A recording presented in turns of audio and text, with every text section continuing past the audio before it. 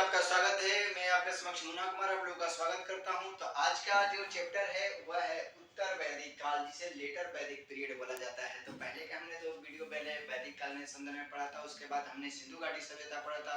सिंधु घाटी जो सभ्यता था वह नगरीकरण सभ्यता थी, जबकि वैदिक काल मैंने जो पढ़ा है ये जो थी ग्रामीणकरण सभ्यता थी। तो हमने इतिहास के क्रम में हमने देखा कि उल्टे क्रम देखने को मिलते हैं।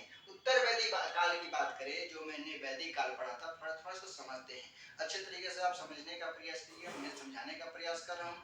और आप इस वीडियो को जब भी देखें तो पेन और कॉपी लेकर बैठें और साथ साथ लिखने का प्रयास करें, और जितना ही लिखेगा उतना ही आपको समझ में आएगा। हम समझाने की बात करते हैं उत्तर वैदिक काल की, जिसे लेटर वैदिक पीरियड बोला जाता है। तो वैदिक काल जो था, वैदिक काल पूरा वैदिक काल जो था 1500 से लेकर 600 BC तक के काल को हम लोग वैदिक काल में जानते हैं। लेकिन वैदिक काल के संदर्भ में इनको पढ़ने की दृष्टि से दो भागों में बांटा गया, उत्तर वैदिक काल और पूर्व वैदिक काल। और वैदिक काल जो था ये वेदों पर आधारित था। किस पे आधारित था?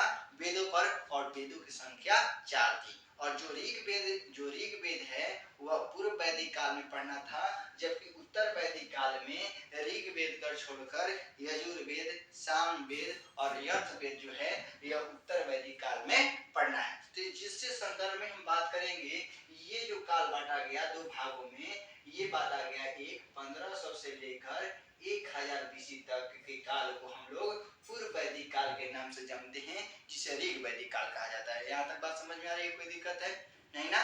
अब बात करते हैं जो 1000 BC से लेकर 600 BC तक की जो भी घटना घटी वह हम लोग उत्तर वैदिक काल में देखेंगे। 1000 BC से लेकर 600 BC के बीच में जो भी घटना घटी, जैसे उसके राजनीतिक जीवन क्या थे, सामाजिक जीवन क्या थे, आर्थिक जीवन क्या थे तथा धार्मिक जीवन क्या थे, इनके संदर्भ में हम चर्चा करेंगे और समझने का प्रयास करेंगे। और आपके एग्जाम में जैसे भी क्वेश्चन पूछे जाते हैं उसके रिलेटिव कैसे आपके जो है उनके बारे में चर्चा करेंगे। तो वैदिक काल से पहले मैंने 2 वीडियो और भी डाल रखा है वैदिक काल से रिलेटेड। अब ये तीसरा वीडियो है और लास्ट वीडियो है, तो इसको थोड़ा सा अच्छे तरीके से समझने का प्रयास करेंगे। अगर 2 वीडियो पहले नहीं देखे हैं तो जरूर देख लीजिए, और देखने के बाद इस पर आप आइएगा तो समझ में आएगा।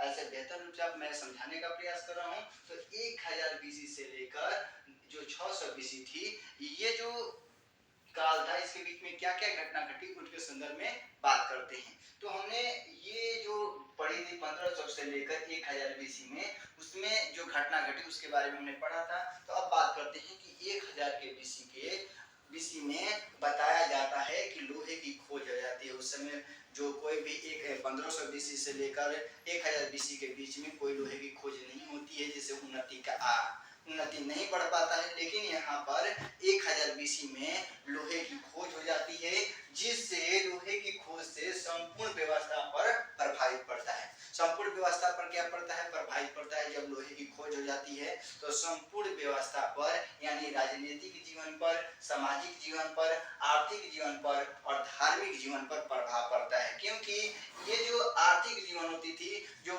लोग जो करते थे, खेती करते थे, क्या करते थे? खेती करते थे। तो खेती जो करते थे उस समय 2 तरह की खेती होती थी, एक अधिशेष खेती और एक जीवन निर्वाह खेती। जीवन निर्वाह खेती क्या थी और अधिशेष खेती क्या थी, थोड़ा सा समझने का प्रयास करते हैं। जीवन निर्वाह खेती वैसे खेती को कहा जाता था जो अपने लिए, मान लीजिए आप अपने लिए सिर्फ अपना भोजन बनाने के लिए जितना खाना बनाते हैं, अधिशेष अपना जीवन निर्वाह खेती होगी। यानी हम लोग 10 कट्ठा खेती करते हैं जिसमें हमारा काम चल जाता था, बस उतना ही खेती करते थे। और अधिशेष खेती का मतलब कि 10 कट्ठा जो खेत होता था, और भी 10 कट्ठा 20 कट्ठा उससे ज्यादा खेती होते थे, जिससे अधिशेष खेती होने का प्रमाण मिलने लगा और देखने को मिलने लगा कि अधिशेष खेती यहाँ पर होने लगी। जब अधिशेष खेती होने लगी तो इकोनॉमिक संसद जब पढ़ता है, इकोनॉमिक सर्विस जब पढ़ती है, इकोनॉमिक्स जब पढ़ने लगता है, तो उसमें आर्थिक जीवन, राजनीतिक जीवन, सामाजिक जीवन और धार्मिक जीवन में भी परिवर्तन देखने को मिलता है। ऐसे बात करें जैसे आप गरीब हैं, एग्जाम्पल लेकर समझाने का प्रयास करते हैं, आप समझने का प्रयास कीजिए। आप गरीब हैं और मैं भी गरीब हूँ और जितने भी लोग मान लीजिए गरीब हैं, तो हम जानते हैं कि जब हम गरीब हैं तो हमारी आर्थिक स्थिति सही नहीं रहती है, नहीं कहीं से पैसा आने की आमदनी होती है। लेकिन जैसे ही हमें खेती करने लगते हैं, बहुत सारा खेती उपज होने लगते हैं, तो जितना भी अनाज होगा तो हम बेचते हैं, तो हमारे पास पैसा आता है। जब पैसा आता है तो हमारे समाज में भी प्रभाव पड़ जाता है। लोग जो रहते हैं समाज में भी देखने को मिलता है कि हमारा समाज धार्मिक स्तर पर भी आप कहीं पर जाते हैं तो आपका बड़ा मान सम्मान होने लगता है। तो इसी तरीके से हमने यहाँ पर मैंने बताने का प्रयास किया कि जब लोहे की उपज हो जाती है तो आर्थिक जीवन, राजनीतिक जीवन, सामाजिक जीवन और धार्मिक जीवन पर प्रभाव पड़ते हैं, और कैसे प्रभाव पड़ते हैं और आपके जीवन में यह क्या क्या प्रभाव डालती है, और तथा एग्जाम में आपके क्वेश्चन कैसे पूछे जाते हैं उनको थोड़ा सा समझने का प्रयास करते हैं। अब बात करते हैं राजनीतिक जीवन में। तो राजनीतिक जीवन के संदर्भ में बात करें तो जो पहले जन था उसका आकार बड़ा हो गया, और भारत और कुरु मिलकर यानी भारत और कुरु मिलकर कुरु जन यानी कुरु जनपद का निर्माण होता है। यानी जैसे ही पढ़ने लगे उन्हें पद लग गए, यानी जनपद हो गए। थोड़ा सा एग्जाम्पल से समझाने का प्रयास करते हैं जनपद क्या होता है। जैसे जन जो लोग थे, तो हमने पढ़ा था पहले वीडियो में कि जो लोग थे कबीलाई जीवन जीते थे। कैसा जीवन जीते थे भाई? कबीलाई जीवन जीते थे।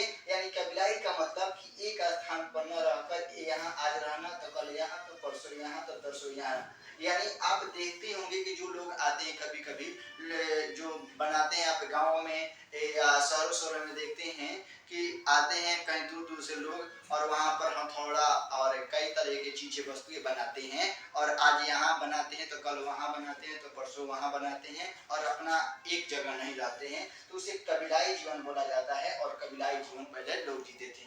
लेकिन वह जो होते थे उसमें हमने जिसको राजन कहा था उनका सीमित अधिकार होता था। अब वह जो थे खेती जब होने लगी, तो खेती जब होने लगी तो लोग जो होने लगे अस्थाई होने लगे। अस्थाई का मतलब कि वह अस्थाई हो गया, उसमें पद लग गया, इसीलिए उन्हें जनपद कहा गया। क्या कहा गया? जनपद कहा गया। जैसे खेती कहीं पर होती है तो एक दिन में तो खेती होगी नहीं, उसके लिए 2-4 महीना रहने लगे, और धीरे धीरे जितने भी हम बात करें कि धीरे धीरे जो लोग थे वह अपना पद रहने लगे, 2-4 महीना वहां पर रहने लगे। 2-4 महीना का मतलब कि 2-4 महीना में खेती होने लगी, जिसके कारण से उन्होंने झोपड़ी बनाना, घर झोपड़ियों में रहना, गुफाओं में रहना, ये सब सारी चीजें सीख लेते। तो उसके संदर्भ में भी थोड़ा सा बात करें तो यहाँ पर जनपद हो गया, और जो राजा का महत्व था वह शक्ति में वृद्धि हो गई। राजा के महत्व तथा शक्ति में वृद्धि हो जाती है। उस समय हमने जाना था कि उत्तर वैदिक काल में पूर्व वैदिक काल में जिसे ऋग वैदिक काल कहा जाता था, उसमें सभा,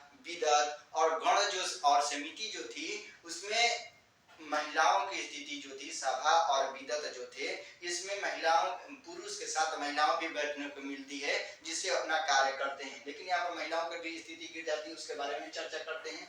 तो उसमें जो राजा होते थे उसका वृद्धि में वह राजा का महत्व शक्ति में वृद्धि हो जाती है, तथा पद जो होते हैं वंशानुगत हो जाते हैं। वंशानुगत का मतलब कि उस समय जो पूर्व वैदिक काल में हमने वो लोग पढ़ा था कि पूर्व वैदिक काल में जो लोग होते थे वह वंशानुगत नहीं होते थे, वो क्रम पर आधारित थे। किस पर आधारित थे? क्रम पर आधारित थे, यानी जो जैसा क्रम करता था वैसे ही उसको पद दिया जाता था। लेकिन यहाँ पर उत्तर वैदिक काल में जब राजा शक्तिशाली हो जाता है, जैसे प्रधानमंत्री जो है, अभी की बात करें, प्रेजेंट की बात करते हैं, अभी प्रधानमंत्री जो है वह अगर शक्तिशाली है तो सेना पर कम भार पड़ता है, लेकिन वह कमजोर है तो ज्यादा महत्व पड़ता है सेना की। जो छोटे छोटे अधिकारी होते हैं जैसे पुलिस प्रशासन, उनकी अधिकार ज्यादा पड़ती है। लेकिन वही जब टाइट होता है, जब राजा टाइट होता है तो इसकी कम मान्यता दी जाती है। तो यहाँ पर भी देखने की जो मिलती है, राजा का अधिकार जो बढ़ जाता है और सभा समिति का जो महत्व जो होता है वह कम हो जाता है। इसी तरीके से सभा और समिति का महत्व कम हो जाता है, और ये पद जो होता है वंशानुगत हो जाता है कि जो राजा का पुत्र है, राजा का पुत्र ही राजा बनेगा, वह अपने लायक है या अनलायक है किसी तरीके से रहे, लेकिन उसका वंशानुगत हो जाता है। राजा का पुत्र राजा, सेना का पति का पुत्र सेनापति ही बनेगा, वह हो जाता था। जबकि रत्नीन की बात करें, रत्नीन का मतलब होता है उस समय अधिकारी कहा जाता था। क्या कहा जाता था? अधिकारी। अधिकारी। अधिकारियों की संख्या उस समय हमने जाना था ऋग वैदिक काल में, जिसे पूर्व वैदिक काल थे, उसमें 7 थी, जबकि इसमें रत्नियों की संख्या 17 बताई जाती है, यानी बढ़कर यह 17 हो जाती है। रत्नीन का मतलब होता है अधिकारी। क्या होता है भाई? अधिकारी से। उस समय की बात करें, जो टैक्स थे, टैक्स जो कर था, टैक्स मतलब होता है कर, कर व्यवस्था पर जो था विस्तारित, वे लोग जो थे उस समय पूर्व वैदिक काल में यानी ऋग वैदिक काल में स्वेच्छानुसार टैक्स देते थे, लेकिन यहाँ पर स्वेच्छानुसार हटा दिया गया, यानी वह कहा जाता है कि विस्तारित रूप से अब स्वेच्छानुसार से कर की जगह वह नियमित कर देने लगे। यानी नियमित कर देने का मतलब ये हुआ कि वह नियमित कर देने लगे, उनको टैक्स बांध दिया गया कि आपको नियमित कर देना है तो देना है, यानी आपको एक महीना में 10 रुपया देना है तो देना है। यह नियमित कर यहाँ पर देखने को मिलता है। तो कौन से काल में? उत्तर वैदिक काल में, जिसे लेटर वैदिक पीरियड बोला जाता है। यहाँ तक आपको समझ में आ गई होगी, कोई दिक्कत है नहीं ना? तो इसको पहले बढ़िया से देखिए और समझने का प्रयास कीजिए, और जो भी समझ में नहीं आता तो कमेंट जरूर करें, और मैं आपको सारी चीजें बताने वाला हूँ। अब सेना की बात करें तो सेना जो थी उस समय भी अस्थाई नहीं थी, इस समय भी अस्थाई नहीं थी। पूर्ण रूप से यह भी न्याय युग थी, यह भी अस्थाई रूप से वैसे ही देखने को मिलती है। अस्थाई सेना रूप में यहाँ पर देखने को नहीं मिलती है। अब बात करते हैं सामाजिक जीवन की। किसके जीवन की बात करते हैं? कि जो उत्तर वैदिक काल था, जिसे लेटर वैदिक पीरियड बोला जाता है, उसमें सामाजिक जीवन कैसे थे, समाज में कैसे लोग थे। तो परिवार जो हमने जाना था कि सबसे छोटा इकाई था, परिवार से जो बड़ा हुआ उसे ग्राम कहा गया, ग्राम से जो बड़ा हुआ उसे विश्व कहा गया, और विश्व से जो बड़ा हुआ उसे जन कहा गया, और जन से जो बड़ा हुआ जनपद कहा गया, और जनपद से जो बड़ा हुआ वह महाजनपद कहा गया। अब बात समझाते हैं, जैसे अपने एग्जाम्पल लेते हैं, अपने ऊपर एग्जाम्पल लेते हैं। आप जहाँ पर भी रहते हैं, एक घर में रहते हैं, एक घर का जो 2-4 घर हो जाते हैं तो एक टोला हो जाता है, 2-4 टोला हो जाते हैं तो एक गांव का निर्माण होता है, 2-4 गांव हो जाते हैं तो एक पंचायत का निर्माण होता है, और 2-4 पंचायत बढ़ते हैं तो एक किसका निर्माण होता है भाई? ब्लॉक का, और 2-4 10 ब्लॉक हो जाते हैं तो एक जिला का निर्माण होता है, और 2-4 जिला हो जाते हैं तो एक राज्य का निर्माण होता है, और बहुत सारे राज्य मिलते हैं, 2-4 10 राज्य मिलते हैं तो एक देश का निर्माण होता है। तो उसी तरह यहाँ पर महाजनपद जो होते हैं, जो निर्माण होता है, वह कुल देखने को हमारे भारत में 16 महाजनपद जो मिलते हैं, इनके बारे में हम आगे चर्चा करेंगे। लेकिन परिवार इसी तरीके से आगे बढ़ते, जो परिवार था फिर ग्राम बना, फिर विश्व बना, फिर जन बना, फिर महाजनपद बना, तो इस तरीके से समाज बढ़ते गया। अब बात करते हैं कि अब जो थी ये आधारित जन्म आधारित हो गई। उस समय हम लोगों ने पढ़ा था पूर्व वैदिक काल में कि जो वर्ण व्यवस्था जो थी, यहाँ पर वर्ण व्यवस्था की बात करें, अब वर्ण जो व्यवस्था थी वह कर्म पर आधारित थी। तो हमने एक कहानी में भी बताया था कि एक पुत्र जो रहता है वह क्षत्रिय रहता है, उसका पिता जो रहता है ब्राह्मण रहता है, और माता जो रहती है वैश्य रहती है। क्यों? वह कर्म के आधार पर थी।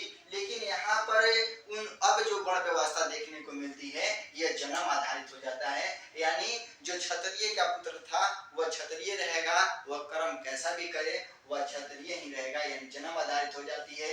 और ब्राह्मण, क्षत्रिय और वैश्य और जो शूद्र थे इनकी बात बताई गई है। लेकिन यहाँ पर ये 4 तरीके के वर्ण व्यवस्था को देखने को मिलती है, ब्राह्मण, क्षत्रिय, वैश्य और शूद्र। और ये जो अब हो गया ये जन्म आधारित हो गया, ना कि कर्म आधारित हो गया। तो क्वेश्चन पूछ सकता है कि कौन से काल में जन्म आधारित वर्ण देखने को मिलता है? तो उत्तर वैदिक काल, जिसे लेटर वैदिक पीरियड बोला जाता है। यहाँ तक आपको कैसा लग रहा है वीडियो? आप जरूर बताइएगा कमेंट कर, समझ में आ रहे हैं। अब बात करते हैं गोत्र। गोत्र का मतलब होता है उस समय कि गौ धन को एकत्रित करना, यानी गाय को एकत्रित करना। हमने उस समय जो पढ़ा था कि जो जिसके पास ज्यादा खेत वो धनवान नहीं होता था, जिसके पास अधिक सारे गाय होते थे वही धन्यवान होता था। तो यहाँ पर गोत्र जो शब्द होता है इसी उत्तर वैदिक काल में ही उत्पन्न होता है। क्वेश्चन पूछ सकता है गोत्र शब्द कौन से काल में उत्पन्न होता है? तो उत्तर वैदिक काल में। ठीक है, तो यहाँ तक बात समझ में आपको आ गई होगी। और ये बताया गया कि जो स्त्रियों की स्थिति देखने को मिलती है, स्त्रियों की स्थिति बहुत ही खराब देखने को मिलती है। उसके बारे में चर्चा करते हैं, और पहले बात करते हैं कि आश्रम आश्रम व्यवस्था की शुरुआत होती है। यानी जो लोग थे उन्हें आश्रम व्यवस्था, आश्रम मतलब कि आराम करने की स्थिति, उन्हें जीवन की शैली, जीवन को जीने की स्थिति में कैसे कैसे जो लोग जीते थे, तो 4 स्थितियों में उन्हें देखने को मिलती है। पहला स्थिति जो था वह जीने की स्थिति थी। शुरुआत जो होती थी आश्रम करने की वह ब्रह्मचर्य थी। कौन थे भाई? ब्रह्मचर्य जो होते थे जन्म से लेकर जो 25 वर्ष के जो लोग होते थे उनको ब्रह्मचर्य बोला जाता था। वो पढ़ने लिखने और खेलने कूदने का जो कार्य जो होते थे उन्हें ब्रह्मचर्य कहा जाता था। दूसरा जो अवस्था पाया गया वह गृह आश्रम। कौन सा? गृहस्थ आश्रम पाया गया था और उसमें 25 वर्ष से लेकर 50 वर्ष के जो लोग होते थे उन्हें गृहस्थ आश्रम बोला जाता था। और ये कहा जाता था कि ये सबसे गृहस्थ आश्रम सबसे श्रेष्ठ माना गया है इस चारों आश्रम में से। क्यों? क्योंकि गृहस्थ आश्रम ऐसा आश्रम बताया जाता है कि ये अपने माता पिता के कर्ज से उत्तीर्ण होने के लिए ये अपने एक संतान को उत्पन्न करें, संतान को पैदा करें, इसलिए गृहस्थ आश्रम को अच्छा बना गया। ये वामप्रस्थ जो थे इसमें जो लोग थे, जो ये ब्रह्मचर्य जो लोग थे, छोटे छोटे बच्चे थे, इनको पढ़ाने का कार्य इनका था। ब्राह्मप्रस्थ के लोग थे जो 50 से 75 वर्ष के बीच में थे, वही इनको पढ़ा सकते थे। अब सन्यास की बात करें तो 75 से 100 वर्ष में जो लोग होते थे, 75 वर्ष से लेकर 100 वर्ष के बीच में जो लोग होते थे वह सन्यास ले लेते थे, जंगल चले जाते थे और वहीं उन्हें भगवान की साधना में लीन होकर जंगल में ही समाप्त हो जाते थे। हमने पढ़ा था कि गृह आश्रम जो था सबसे श्रेष्ठ माना गया।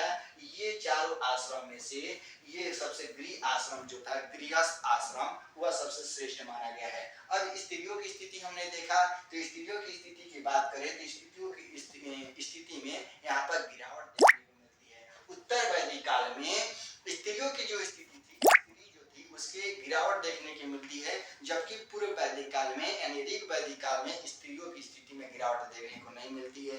क्योंकि विदत जो थे और समिति जो थी, सभा, आम लोगों की सभा लगती थी, उसमें महिला जाती थी, लेकिन यहाँ पर समिति और सभा में ये भागीदारी नहीं लेती है।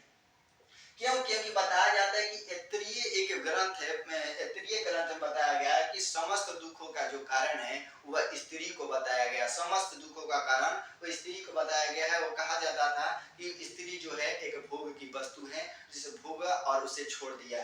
स्त्री को यहाँ पर बहुत ही गिरावट के रूप में देखा जाता है। समिति और सभा में, समिति और विदत में उन्हें भाग लेने की अनुमति नहीं दी जाती है। और यही से प्रदा प्रथा यानी प्रदा प्रथा जो थी यहीं पर शुरुआत देखने को मिलती है। उसमें जो प्रमुख जो स्त्रियां जो थी, मैत्रेयी, गार्गी और कल्याणी जो थी, इस प्रमुख मानी गई है। अब बात करते हैं उस समय की दास प्रथा, यानी दास कैसे थे। तो दास के रूप में देखे जाते थे। तो क्या अभी जो दास थे, दास का मतलब कि दास उस तरीके के दास थे कि जिन्हें सताया जाता था, पीटा जाता, मारा जाता था ना, उस तरीके के दास नहीं देखने को मिलते हैं। भोजन कैसे करते थे? तो शाकाहारी और मांसाहारी दोनों तरीके के भोजन करते थे। तो शाकाहारी में जैसे दूध और फल खाते थे, जब मांसाहारी में मछली ये सारी चीजें खाते थे मांसाहारी में। जबकि मनोरंजन के लिए पासा, नृत्य और जानवरों की लड़ाई जो थी यहाँ पर देखने को मिलती है। अब विवाह की बात करें तो उस समय हमने पढ़ा था उपनयन संस्कार, जो 16 प्रकार के संस्कार देखने को मिलते हैं। विवाह की बात करें तो यहाँ तक 8 प्रकार के विवाह देखने को मिलते हैं, जिसमें दो प्रकार के विवाह बहुत ही महत्वपूर्ण बताए गए हैं। एक है अनुलोम विवाह और दूसरा है प्रतिलोम विवाह। अनुलोम विवाह क्या है और प्रतिलोम विवाह क्या है, दोनों को थोड़ा सा समझने का प्रयास करते हैं। अनुलोम विवाह वैसा विवाह होता था, कैसा विवाह? वैसा विवाह होता था कि जिसमें वर जो होते थे यानी लड़का जो होता था उच्च कोटि का, कौन सा कोटि का? उच्च कोटि का, और लड़की जो होती थी वह नीच कोटि की होती थी, उसे अनुलोम विवाह कहा जाता था। लड़का जो होता था, बॉय जो होता था, यानी लड़का की बात करें, यह उच्च कोटि का होता था, उच्च कोटि का, उच्च कोटि का, और लड़की जो होती थी वह निम्न कोटि की होती थी, उसे अनुलोम विवाह कहा जाता था। और प्रतिलोम विवाह वैसा विवाह जो लड़की उच्च कोटि की होती थी और लड़का नीच कोटि का होता था, उसे प्रतिलोम विवाह कहा जाता था। यहाँ तक बात आपको समझ में आ गई होगी। नहीं समझ में आया तो वीडियो को थोड़ा सा पीछे कर देखिए और समझने का प्रयास कीजिए कि मैंने समझाया क्या है। अब बात करते हैं आर्थिक जीवन की, कि उत्तर वैदिक काल में कि आर्थिक जीवन कैसे थी और कैसे जीते थे। उस समय जो हमने पढ़ा था आर्थिक जीवन में, उस समय जो प्रमुख व्यवसाय थी वह पशुपालन था। हमने उत्तर पूर्व वैदिक काल में, जिसे ऋग वैदिक काल कहा जाता था, उसमें प्रमुख व्यवसाय हमने पढ़ा था कि पशुपालन था। लेकिन इसमें प्रमुख व्यवसाय क्या हो जाता है? कृषि हो जाता है। क्यों? क्योंकि यहाँ पर खेती की शुरुआत हो जाती है, अधिशेष खेती हो जाती है। और शेष खेती क्यों होती? क्योंकि लोहे की खोज हो जाती है। उस समय अच्छे तरीके से औजार नहीं बनाए जा सकते थे, लेकिन यहाँ पर अच्छे तरीके के औजार मिल जाते हैं और लोहे की खोज ने ये खेती जो व्यवसाय था वह सबसे प्रमुख कृषि माना जाता है। और दूसरा जो प्रमुख हो जाता है वह बनता है पशुपालन। यहाँ पर बताया जाता है कि एक जगह है गाठ संहिता। कौन सी जगह है? गाठ संहिता एक जगह है जहां पर 24 बैलों वाले हलों का वर्णन मिलता है। तो ये बताया जाता है कि उस समय बहुत सारे खेती होते थे। 24 वर्णों का गाठ संहिता से ये क्वेश्चन हमेशा पूछा जाता है कि कौन सी जगह से 24 वर्णों का हल का साक्ष्य मिलता है उत्तर वैदिक काल में? तो गाठ संहिता एक जगह है जहां से वर्ण मिलता है 24 बैलों को। इससे पता चलता है कि उस समय खेती जो थी बहुत धूमधाम से होती थी, अच्छे तरीके से होती थी। तो और प्रमुख जो व्यवसाय थे, दूसरा प्रमुख व्यवसाय जो होता वह पशुपालन था। क्वेश्चन पूछेगा उत्तर वैदिक काल में प्रमुख व्यवसाय क्या थी? तो कृषि था। जबकि पूर्व वैदिक काल में क्या था? तो पशुपालन था। उस समय दूसरा व्यवसाय था, उस समय कृषि। लेकिन इस समय जो उत्तर वैदिक काल में प्रमुख व्यवसाय कृषि हो गई, जबकि ऋग वैदिक काल में प्रमुख व्यवसाय पशुपालन था। ठीक है। और उस समय दूसरा ऋग वैदिक काल में जो पशुपालन, ये दूसरा जो पशुपालन ऋग वैदिक काल में जो पशुपालन जो था, ये था पहला व्यवसाय ऋग वैदिक काल में, और दूसरा जो था कृषि था। लेकिन यहाँ पर देखने में प्रमुख व्यवसाय कृषि को माना जाता है। और शेष खेती के बदौलत उस समय जो उद्योग होते थे ऋग वैदिक काल में वो कम देखने को मिलते हैं। लेकिन यहाँ पर जब अवशेष खेती होने लगी, लोहे की खोज हो जाती है, जिसमें उद्योगों में भी विकसित देखने को मिलता है, विकासित देखने को मिलता है। उद्योग एवं व्यापार का विकास होता है, जिसमें विदेशी व्यापार का भी प्रमाण मिलता है। इस समय विदेशी प्रमाण ऋग वैदिक काल में कोई भी विदेशी का प्रमाण नहीं मिलता है देखने को। लेकिन उत्तर वैदिक काल में कुछ विदेशी व्यापारी का प्रमाण मिलता है कि विदेशी प्रमाणी आए और यहाँ से कुछ सामान ले गए थे। ठीक है, मिलता है। और अभी भी सिक्के का प्रचलन यहाँ पर नहीं देखने को मिलता है। अभी भी सिक्के की शुरुआत नहीं हुई थी। उस समय विनय वस्तु प्रणाली के द्वारा ही किया जाता था। विनय वस्तु प्रणाली क्या थी? तो विनय वस्तु प्रणाली वैसा प्रणाली जो एक वस्तु को देकर एक वस्तु को लेना, विनय वस्तु प्रणाली कहलाती थी। तो और लगभग सिक्के की शुरुआत 600 ईस्वी में लगभग होती है, उसके संदर्भ में भी बात करेंगे। ठीक है। तो सिक्के की शुरुआत इस समय नहीं हुई थी। और इस काल में आर्थिक प्रगति ने नगरीकरण की प्रारंभ कर दी। यानी दूसरा नगरीकरण की यहाँ पर शुरुआत देखने को मिलती है। जो पहला नगरीकरण हमने सिंधु घाटी सभ्यता पढ़ा था, और इसमें भी नगरीकरण की शुरुआत हो गई जब यह आर्थिक प्रगति होने लगी, ज्यादा खेती होने लगी, ज्यादा मार्ग होने लगे, सामान यहाँ से वहां जाने लगे, तो यहाँ पर भी नगरीकरण की प्रारंभ होने लगी, यानी शुरुआत हो जाती है। कुछ यहाँ पर हमने उस समय की जो प्राचीन नदियां थी और इस समय के जो आधुनिक में नदियां हैं उनके बारे में भी थोड़ा सा चर्चा करते हैं कि कौन कौन नदियां थी और कैसे आपके एग्जाम में क्वेश्चन पूछ लिए जाते हैं। विशाखा जो नदी है वह झेलम के नाम से अभी जानी जाती है, और पुरुषनी जो नदी है वह अभी रावी नदी के नाम से जानी जाती है। सुतलिद जो नदी थी वह अभी सतलज नदी के नाम से जानी जाती है। अस्करनी जो नदी है वह चिनाब नदी के नाम से जानी जाती है। सादा नीर जो नदी है, सादा नीर, ये अभी गंडक नदी के नाम से जानी जाते हैं। कुंभा जो नदी है अभी काबुल नदी के नाम से जानी जाती है। विपाशा जो नदी है अभी ब्यास नदी के नाम से जानी जाती है। उस समय की जो सरस्वती नदी थी प्राचीन में, अभी घाघर नदी के नाम से जानी जाती है। तो इसको भी थोड़ा सा आप ध्यान में रखेंगे और थोड़ा सा समझने का प्रयास करेंगे। ठीक है। अब बात करते हैं धार्मिक जीवन की। किसके जीवन की बात करते हैं? धार्मिक जीवन की। कि धार्मिक जीवन में क्या क्या थे? तो धार्मिक जीवन में यज्ञ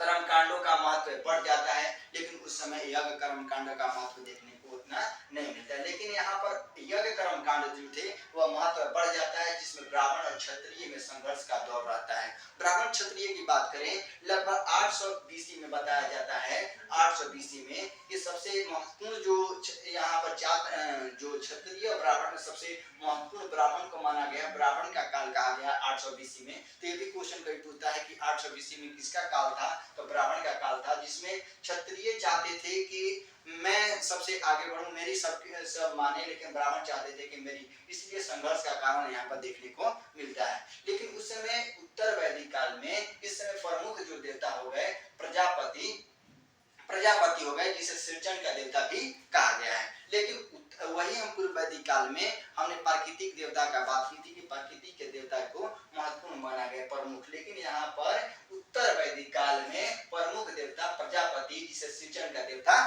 कहा गया है। लेकिन रुद्र देवता, कुछ यहाँ पर देवते भी हैं, उनसे भी प्रश्न पूछ लिए जाते हैं, तो उसको समझने का प्रयास करते हैं। ठीक है, रुद्र देवता जो पशुओं के देवता कहे गए हैं, वो रुद्र जो देवता है वो पशुओं के देवता, वरुण देवता को क्षुद्रों का देवता कहा गया है। किसका देवता कहा गया है? उत्तर वैदिक काल में पूछेगा कि वरुण देवता को किनका देवता कहा गया है? क्षुद्र जो होते थे, क्षुद्र जाति के जो लोग होते हैं उनका देवता कहा गया है। पूषण जो देवता थे क्षुद्रों के देवता भी, इन्हें भी कहा गया है। ठीक है, यहाँ पर मैंने थोड़ा सा 1 मिनट,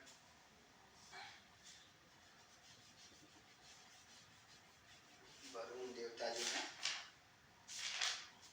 1 मिनट रुकिए।